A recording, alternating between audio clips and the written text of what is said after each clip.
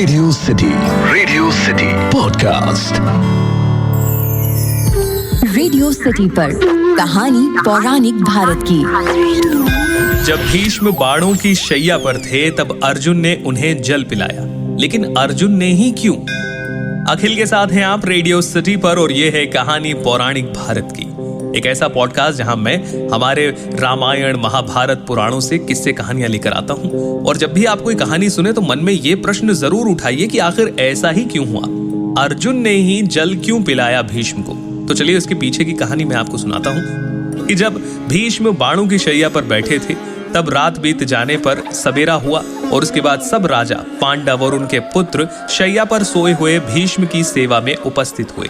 हजारों कन्याएं वहां जाकर चंदन चूर्ण, खील, फूल माला इत्यादि शुभ सामग्री शांतनु नंदन भीष्म के ऊपर बिखेरने लगी। स्त्री, बूढ़े, बालक और अन्य जन साधारण भीष्म के दर्शन के लिए वहां आने लगे। कौरव और पांडव भी युद्ध से हटकर कवच खोलकर अस्त्र शस्त्र नीचे डालकर पहले की भांति परस्पर प्रेम भाव रखते हुए उनके सामने खड़े हुए। बाणों की शैया पर लेटे हुए भीष्म ने लंबी सांस खींची और अपनी वेदना को धैर्य पूर्वक सहा। उनका शरीर बाणों से जल रहा था। वो बार बार मूर्छित से हो रहे थे। उन्होंने राजाओं की ओर देखकर सिर्फ इतना कहा, पानी। वो क्षेत्रीय नरेश चारों ओर से भोजन की उत्तम सामग्री और शीतल जल से भरे हुए घड़े लेकर आए।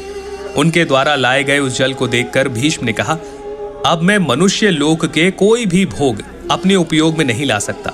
मैं उन्हें छोड़ चुका हूं। यद्यपि यहां बाण शैया पर सो रहा हूं, लेकिन फिर भी मनुष्य लोक से ऊपर उठ चुका हूं। केवल सूर्य चंद्रमा के उत्तर पथ पर आने की प्रतीक्षा में यहां रुका हुआ हूं। मैं अब अर्जुन को देखना चाहता हूं। इसके बाद अर्जुन आए। उन्होंने पितामह भीष्म के पास जाकर कहा, मेरे लिए क्या आज्ञा है? मैं कौन सी सेवा करूं? तब भीष्म ने कहा, अर्जुन, तुम्हारे बाणों से मेरे संपूर्ण अंग बींधे हुए हैं, अतः मेरे मर्म स्थानों पर अत्यंत पीड़ा हो रही है और मेरा मुंह सूखता जा रहा है। वेदना से पीड़ित शरीर वाले मुझ वृद्ध को तुम पानी लाकर दो। तुम ही विधि पूर्वक मेरे लिए दिव्य जल प्रस्तुत कर सकते हो। तब बहुत अच्छा, ऐसा कहकर अर्जुन रथ पर चढ़े, गांडीव धनुष बलपूर्वक खींचा, मंत्रोच्चार करके एक बाण को छोड़ा जो भीष्म के दाहिने हिस्से की पृथ्वी में चला गया और वहां से एक शीतल, अमृत के समान मधुर और दिव्य सुगंध से युक्त जल की स्वच्छ धारा ऊपर उठकर भीष्म के मुख में पड़ने लगी। तो इस तरह से हमें समझ में आता है कि अर्जुन ने ही पानी क्यों पिलाया, क्योंकि वही उसके लायक थे, वही वो कर सकते थे।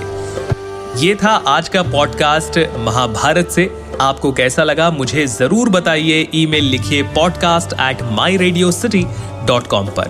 फिलहाल के लिए इतना ही। सुनते रहिए रेडियो सिटी। रेडियो सिटी पर कहानी पौराणिक भारत की।